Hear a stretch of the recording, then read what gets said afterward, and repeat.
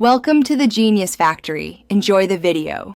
In this video, I will explain how to make MLA format.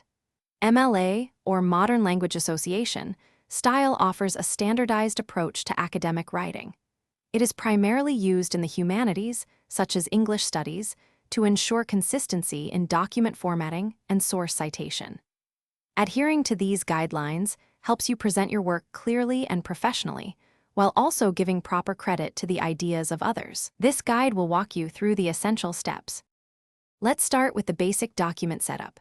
Your paper should have 1-inch margins on the top, bottom, left, and right sides. Choose a clear, readable font like Times New Roman, set to 12-point size. Remember to double-space all text throughout your entire document, from the first line to the last.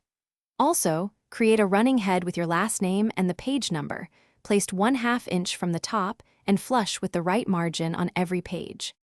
Next, let's cover in-text citations, which are crucial for acknowledging sources within your writing. MLA uses the author page method, meaning you'll typically include the author's last name and the specific page number in parentheses. These citations usually appear just before the sentences concluding punctuation. If you mention the author's name in your prose, simply provide the page number.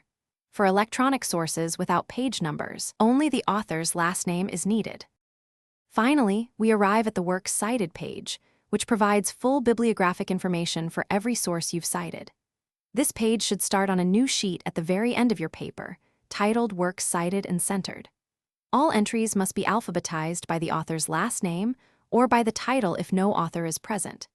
Each entry also requires a hanging indent, meaning the first line is flush left, and subsequent lines are indented by 1/2 inch. Double space this entire list, just like the rest of your paper.